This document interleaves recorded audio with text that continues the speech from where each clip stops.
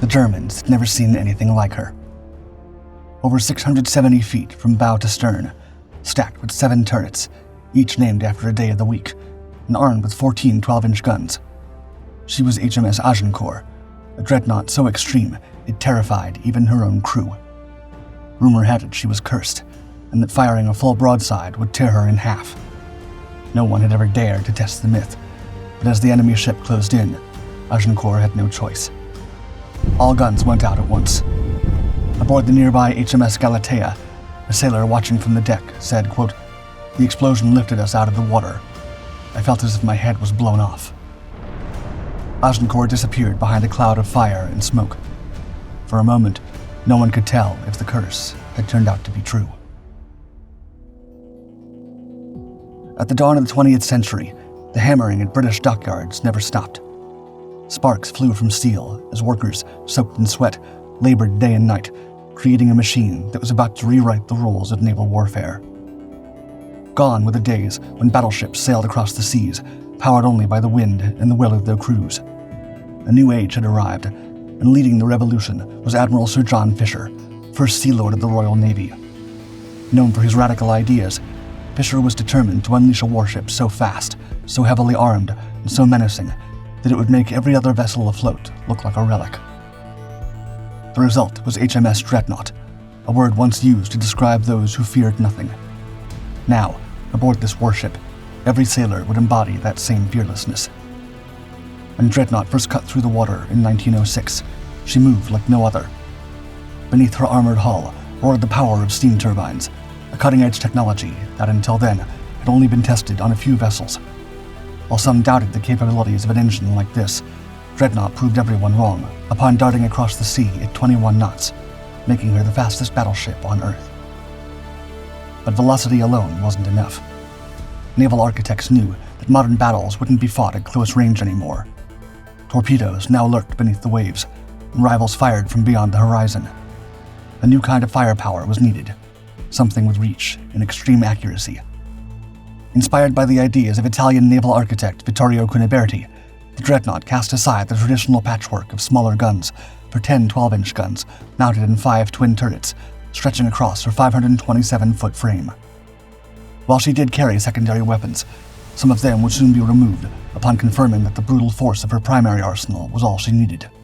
When Dreadnought fired a full broadside, it was like thunder, with shells, each nearly half a ton, tearing toward the enemy. However, the design came at a cost.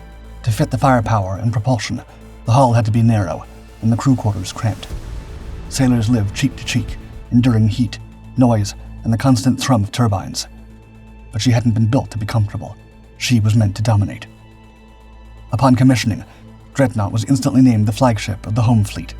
Fisher's former assistant, Captain Reginald Bacon, later remarked, quote, "No member of the Committee on Designs dared to hope that all the innovations introduced would have turned out as successfully as had been the case." The impact was global, with every previous vessel reclassified as a pre-Dreadnought, a term that quickly became a synonym for obsolete. With global tensions surging and Europe inching closer to war, the race was on, and every naval power on Earth was scrambling to build a dreadnought of their own. At the core of this arms race were Germany and Britain, each nation working without rest to secure absolute mastery of the seas. Engineers redrew blueprints, bolted on heavier armor, installed larger caliber guns, and tuned propulsion systems to squeeze out every knot of speed. Even though HMS Dreadnought was still a newborn, she was quickly outdone by a new generation of battleships taking to the seas. In Germany, that storm took form in SMS König. Conceived before World War I, she was a worthy opponent for the latest British warships.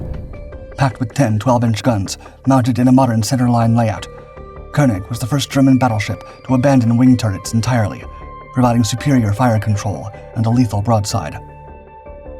Her armor didn't fall behind. A 14-inch thick central belt shielded her magazines and machinery, while her conning tower was protected by 11 inches of solid steel, providing admirals with an iron bastion from which her crew could direct naval warfare. However, it wasn't only Britain and Germany taking steps to improve their fleets. Across the Atlantic, another naval arms race took place in South America, where Brazil, Argentina, and Chile were were entangled in a regional rivalry of their own, each vying for naval supremacy. Originally, Brazilian planners envisioned a fleet of smaller warships, but the arrival of the dreadnought class changed everything. Suddenly, size mattered, and Brazil would not be left behind. The government scrapped its old plans and signed massive contracts with British shipbuilders Armstrong Whitworth and Vickers to construct 3 dreadnoughts. The first 2, Minas Gerais and Sao Paulo, were completed in 1910. These giants were armed with 12 12-inch guns and could charge through the sea at 21 knots. They were nearly equal to HMS Dreadnought in every respect, and unmatched anywhere in the Americas. Newspapers around the globe took notice. As one magazine observed, quote, "The question that's puzzling diplomats the world over is why Brazil should want ferocious leviathans of such size and armament and speed as to place them 10 to 15 years in advance of any other nation besides Great Britain." Soon, it was revealed that not even Brazil was sure what to do with such a powerful weapon. Relations with Argentina and Chile began to improve, and as peace settled in, the third dreadnought, named Rio de Janeiro, suddenly seemed unnecessary. The political wind shifted. The new Brazilian president, Hermes Rodrigues de Fonseca, openly questioned the project, stating, quote, "When I assumed office, I found that my predecessor had signed a contract for the building of the battleship Rio de Janeiro, a vessel of 32,000 tons, with an armament of 14-inch guns. Considerations of every kind pointed to the inconvenience of acquiring such a vessel, and to the revision of the contract in the sense of reducing the tonnage. But there was no turning back. The ship was already under construction, and attempts to cancel the order failed. To make matters even worse, Brazil's economy started to falter, and the government was no longer able to afford a vessel of this caliber. Brazil had gained one of the deadliest warships in history, but now it had no idea what to do with her.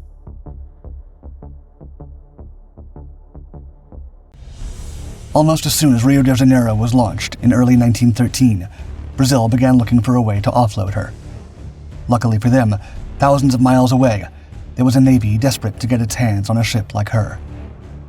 The Ottoman Empire was locked in a naval arms race of its own against Greece, each nation battling for control of the Aegean Sea. To dominate the region, the Turks needed a capital ship to tip the balance, a dreadnought that would eclipse anything in the Hellenic fleet. As it happened, the Ottomans had already commissioned one such vessel from British shipbuilder Vickers. The Rashadja, inspired by the so-called super dreadnoughts of the King George V class. She would displace more than 20,000 tons, stretch nearly 560 feet, and mount 5 twin 13.5-inch guns, accompanied by a set of secondary guns and torpedo tubes. But that wasn't enough. The Ottomans also wanted to acquire Brazil's unwanted Titan. Together, the 2 dreadnoughts would cost the Empire more than 6 million British pounds, a sum equivalent to over 600 billion pounds today. For a country in deep economic distress, it was an impossible burden, but the Turks refused to fall behind. Taxes were raised across the empire. Civil servants went without salaries. Fundraising campaigns swept the cities and villages. It's said that some women even cut and sold their hair to contribute to the national cause. By the summer of 1914, the dreadnought, now rechristened Sultan Osman I Abel, was complete and ready for sea trials. But just as she took to the waters, Archduke Franz Ferdinand was assassinated, and within weeks, Europe spiraled into war. Britain reconsidered the decision to hand 2 of the world's most powerful warships to a country whose allegiance remained uncertain.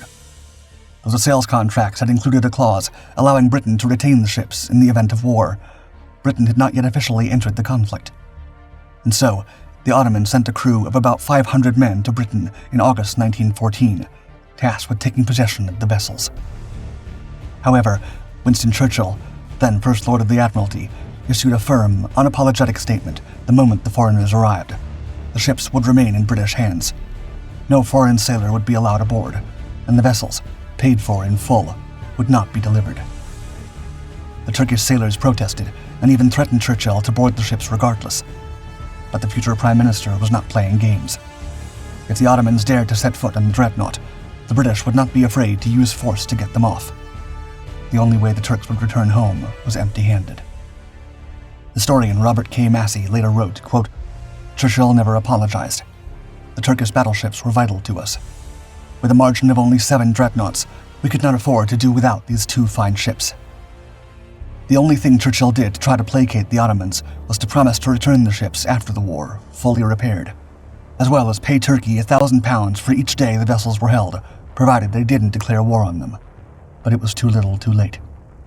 The insult was unforgettable, and in October 1914, just weeks after the seizure, the Ottoman Empire sided with Germany and declared war on Britain, a decision some historians believe was partly fueled by Churchill's betrayal. Britain had gained a new enemy, but it had also gained 2 new dreadnoughts. Upon seizing Rashadia and Sultan Osmani Yavel from the Ottomans, the British rechristened them as HMS Erin and HMS Agincourt, respectively. The second name, inspired by the Battle of Agincourt, where British troops triumphantly defeated the French in the 100 Years' War, was said to be amongst Churchill's favorites, evoking the thunder of longbows, outnumbered armies defying fate, and total, uncompromising victory. And the ship lived up to every bit of its dramatic promise. Her steel hull stretched an astonishing 671 feet, longer than most contemporaries. But she wasn't just intimidating by her size alone. Agincourt was fast. Powered by 4 Parsons steam turbines, producing over 40,000 shaft horsepower, she could cut across the ocean at more than 22 knots, fueled by 3,200 tons of coal, enough to carry her deep into hostile territory and still strike with lethal force before turning back for port. Despite her scale, Agincourt could turn with shocking agility, letting her crew bring her full, fearsome firepower to bear with precision. And that firepower was unlike anything seen before. She was a floating armory, 14 12-inch 45 caliber guns, the most ever mounted on a dreadnought, arranged in 7 twin turrets down the center line. When they all roared at once in a full broadside, it was said the entire ocean trembled. A myth even spread among sailors. If Agincourt ever fired all guns at once, she'd rip herself in half from the shockwave. And those weren't her only weapons. Her 18 6-inch guns, strategically placed along the upper deck and in the fore and aft, could hurl 100-pound shells nearly 13,500 yards, tearing apart destroyers or softening shoreline targets. 10 3-inch quick-firing guns stood ready to repel smaller craft, while 3 21-inch submerged torpedo tubes were held in reserve, waiting for any enemy foolish enough to close the distance. This unprecedented arsenal earned her the title of the most heavily armed dreadnought in the world. Yet beneath her lethal armor, HMS Agincourt hosted a palace-like interior. Because she had originally been built for the Ottoman Empire, her rooms had been fitted to please the foreigners' lavish tastes. Her corridors gleamed with mahogany paneling, crystal glassware clinked in her officers' mess, and intricate chandeliers hung above the ceilings. To some in the Royal Navy, this floating fortress felt more like a salon, and she quickly earned the nickname the Gin Palace. Still, the transformation from Ottoman flagship to British battleship had been nothing short of chaotic. Signage remained in Portuguese, relics of her brief Brazilian lineage, which confused her crew and slowed down routine operations. She required over 1,000 men to run, and Britain, desperate to deploy her quickly, filled the ranks not just with seasoned seamen, but with pardoned convicts, minor offenders given freedom in exchange for service aboard the mighty ship. She didn't even have a dedicated anchorage, but none of that mattered. Britain needed power on the seas, and they needed it fast. On September 7th, 1914, just a month after the war began, HMS Agincourt was officially added to the Royal Navy's 4th Battle Squadron and sailed out to war. As HMS Agincourt slipped from port, it wasn't with banners flying and guns blazing. It was out of fear that if she stayed docked a moment longer, German U-boats would find her first. With war sweeping across Europe and the North Sea becoming a hunter's ground for submarines, the Admiralty decided it was safer to send the young dreadnought to sea than leave her as a sitting target. Yet Agincourt was not yet battle-ready. Her gunnery trials had exposed critical flaws that rattled confidence in the ship. The newly installed electrical firing system malfunctioned during practice. Worse still, the advanced churn lever, designed to accelerate shell loading, snapped during use, proving useless in combat. Despite possessing what was on paper the heaviest naval gun broadside afloat, Agincourt couldn't yet fire it properly. So rather than take her chances in battle, she began her service in limbo, shadowing the Grand Fleet, patrolling the cold gray expanse of the North Sea, always close enough to be called upon, never close enough to strike. After November 1914, when a squadron of British ships unexpectedly encountered a German force. In minutes, 2 armored cruisers were blasted into oblivion, a third crippled, all at the cost of only 3 wounded German sailors. The Royal Navy's margin for error was razor thin. A A single dreadnought lost in an incident like this could shift the balance of naval supremacy. Agincourt's gunnery officer, Commander Valentine Gibbs, took every opportunity to drill his crew. Subcaliber exercises became routine, but rarely more than 4 guns were fired at once, even months into her commission. Her crew still feared that if Agincourt ever lost all 14 of her guns in a full broadside, the shockwave would tear the ship apart. When not training, Agincourt joined decoy operations, cruising the North Sea to tempt German ships into action and draw them into traps set by more battle-hardened squadrons. But these endless circuits began to wear on the men.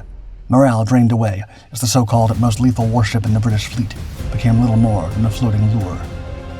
By early 1916, her role shifted. Agincourt was reassigned to the 6th Battle Squadron of the 1st Battle Squadron, a patchwork unit that raised more eyebrows than expectations. It was a strange collection. The Colossus-class HMS Hercules, the Revenge-class HMS Revenge, and the Iron Duke-class flagship HMS Marlborough. It was a squadron of outcasts, but it was simply the best the Royal Navy could do to keep its lines full. But by the spring of 1916, as this odd squadron steamed across the sea, they found themselves sailing straight into the largest naval clash of World War I. It was May 31st, and the Battle of Jutland had begun. Britain's Royal Navy, led by Admiral Sir John Jellicoe, was staring down the barrels of nearly 100 German warships, poised to crush the Grand Fleet and shatter the blockade that had been starving Germany's war effort. As gunfire thundered across the horizon, HMS Agincourt and the rest of the 6th Battle Squadron raced to join the fray. They were the tail end of the formation, surging forward to link up with Vice Admiral David Beatty's battlecruiser fleet. But as Jellicoe maneuvered his dreadnoughts into the classic line-ahead formation, assembling one long, unbroken wall of iron, Agincourt found herself anchored at the rear. She was now the closest target for the incoming German high seas fleet. The sky dimmed into a smoky twilight as the first enemy silhouettes emerged. A pack of German battleships was bearing down fast, leaving the dreadnought no time to hesitate. Agincourt's bridge erupted as the soldiers scrambled to stations. Below deck, into the breaches of her 7 twin turrets, the moment had come to unleash her full fury for the first time. With a roar that cracked across the sea, Agincourt fired a full broadside from her guns. Shockwaves rippled across the water, with the recoil alone nearly knocking crewmen off their feet. Inside Agincourt, chandeliers trembled and crockery shattered as it hit the floor. Still, Agincourt held. Despite the rumors that such a mighty broadside would crack her hull, the vessel had stayed intact. As Agincourt unleashed her attack, the weather began to turn against her, with the horizon vanishing behind the haze. Visibility dropped by the second, and soon Agincourt's crew were scanning a seascape that cloaked the enemy's movements. Sailing undetected, the Germans began to approach. The sailors on board the dreadnought held their breath. Right before their eyes, a silhouette began to form. It was impossible to distinguish whether it was a friend or foe. There was no time to find out, as before the Agincourt could launch a single strike, the silhouette released a torpedo that streaked right toward the British formation. The dreadnought groaned under the strain. Despite her massive bulk, Agincourt swung wide with surprising grace, her 4 massive turbines working at top capacity. The shell missed by inches. But the enemy wasn't done. Another torpedo streaked toward her through the smoke. Again, she evaded. Agincourt wheeled around and brought her full firepower to bear. Her 12-inch main battery roared again as her 6-inch secondary guns joined the action. However, despite the incredible volume of firepower Agincourt unleashed, the enemy didn't fall. The gamble taken by her designers to prioritize turret number over caliber size was now proving flawed. The guns fired rapidly, but lacked the penetrating punch of the longer 13.5 or 15-inch shells that could cripple enemy vessels. And so, the Germans kept on coming, and torpedoes continued to fill the waters around the British formation. It wasn't long before the blow arrived. Just ahead of Agincourt, the squadron's flagship, HMS Marlborough, took a direct torpedo hit. The crew aboard the Agincourt could only stare in shock as the massive Iron Duke-class battleship began to list, smoke billowing from her side. Despite the torpedo ripping through her hull, HMS Marlborough refused to sink. Still, the 6th Battle Squadron had little time to regroup. Moments after the impact, the clouds began to break, and a gust of wind swept the haze aside. Through the thinning curtain, Agincourt spotted a predator preparing to strike, a Kaiser-class German battleship. Agincourt's gunners released a salvo into the air. One shell smashed into the enemy's upper deck, and another landed perilously close to her hull, showering sea spray across her side. The Kaiser-class vessel staggered, but did not fall. Before Agincourt could lock on for a final blow, the German ship vanished once again, swallowed by a shroud of mist. Agincourt could not give chase. Her mission was no longer to hunt, but to protect. Marlborough was crippled, her speed severely reduced. The entire squadron had to slow down, forming a protective shield around their wounded flagship. As night fell, the remnants of the 6th Battle Squadron drifted farther and farther behind the main fleet, until they were utterly alone, adrift in the dark waters of the North Sea, more vulnerable than ever. The crew stayed at their posts, eyes fixed on the horizon. Every shadow could be a torpedo boat. Then they saw it. A single ship, cruising silently alongside their formation like a shark. In the low light, its silhouette was indistinct. On Marlborough, the lookout called it in. The gunnery officer stood ready, fingers twitching beside the firing lever. He requested immediate clearance to open fire, but the captain hesitated, concerned it might be one of their own. The same debate unfolded aboard Agincourt. Her gunners watched as the mysterious ship sailed forward, oblivious, or perhaps just pretending to be. No order came, and the silhouette disappeared into the mist. Only later would they learn the truth. It was the German HMS Seydlitz, damaged, limping, exposed, an ideal target, and they had let it go. Reflecting on the missed opportunity, Marlborough's gunnery officer would later say, quote, "Of course, what I ought to have done was open fire, blow the ship out of the water, and then say sorry." By June 2nd, Agincourt returned safely to the sheltered waters of Scapa Flow. The battle was over. She'd fired 144 12-inch shells and 11 6-inch rounds, but had no confirmed sinkings to show for it. Britain's most heavily armed dreadnought had been undone not by enemy fire, but by her own excess. For the rest of the war, HMS Agincourt was pulled back from the front lines and was instead relegated to quiet duty, escorting convoys and patrolling open waters. Though she remained terrifying when appearing across the horizon, Agincourt had proven to be little more than a bluff. In the wake of Jutland, the British High Command no longer saw her as their top hunter. Instead, she became a deterrent, meant to hold the Germans in check by her presence, not her bite. This quiet vigil lasted until November 21st, 1918. That day, Agincourt, part of the 2nd Battle Squadron, sailed to a final rendezvous with the Germans. Off the coast of Scotland, the High Seas Fleet, Germany's once proud naval force, surrendered. As lines of battleships were handed over to the victors, Agincourt stood among the ranks of the Grand Fleet, witnessing the end of World War I, as well as of her short career. Britain, no longer in need of such an extravagant dreadnought, attempted to sell her, offering Agincourt back to Brazil. The price was set at £1 million, less than half the original sum the Ottomans had paid.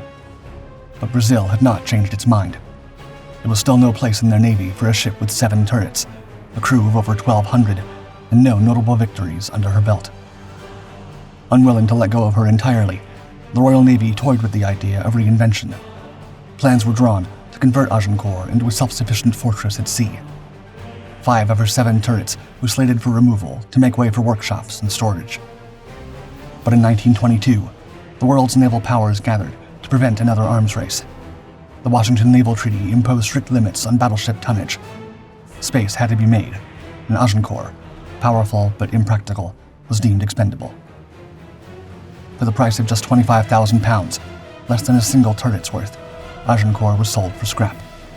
And by 1925, her massive hull was sliced in two, putting a definitive end to the life of one of the most unusual and legendary dreadnoughts to ever sail under the White Ensign.